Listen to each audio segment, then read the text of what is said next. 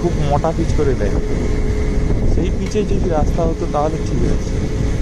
আর এগুলো সার্ভিসিংও হয় না, এত যে বিজনেস হচ্ছে কনস্ট্রাকশনের, এগুলো সার্ভিসিং হয় না।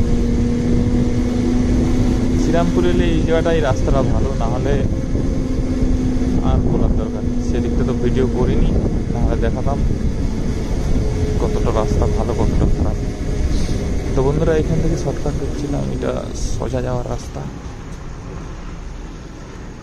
সোজা ট্যাংরাখালি হয়ে যাওয়ার রাস্তা একটা আছে, ম্যাপে দেখছিলাম।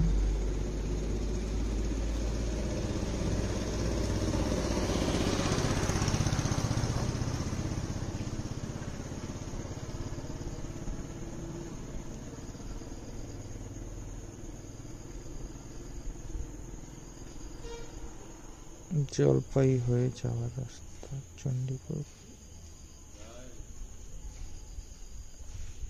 1 ঘন্টা 57 মিনিট, 81 কিলোমিটার।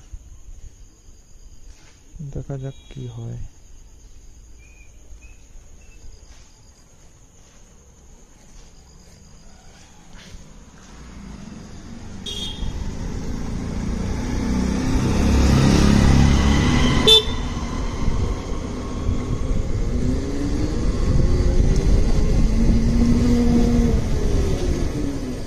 বাপরে, এত বাম্পার!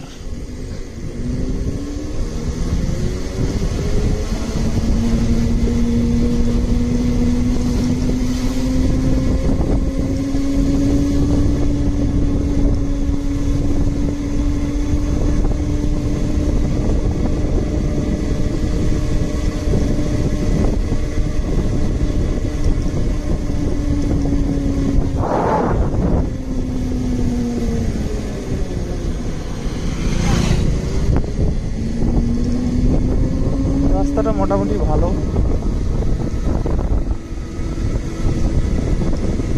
অ্যাকচুয়ালি এই শরৎকাল এসছে, শীতকাল এসছে, মানে আসবে, যাই হোক এই ভোরের দৃশ্যগুলো খুব ভালো। আগে আগে স্কুল লাইফে আমরা যখন মর্নিং ওয়াকে যেতাম বা আর্মির জন্য প্রস্তুতি নিয়েছিলাম, সেই সময় খুব মানে ভোরে যে উঠতাম, হয়তো ঘুম থেকে উঠতে একটু কষ্ট হতো, বা মর্নিং ওয়ার্কে করে এসেও ঘুমিয়ে যেতাম, সে যাই হোক, কিন্তু ভোরের এই দৃশ্যটা, শীতকালের শুরুটা খুব ভালো।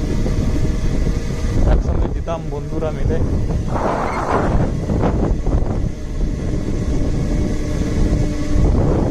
এখন আমাদের বন্ধুদের মধ্যে 2 জন আর্মিতে আছে, একজনের নাম শিবু পাল, একজনের নাম জিতেন্দ্রনাথ জানা।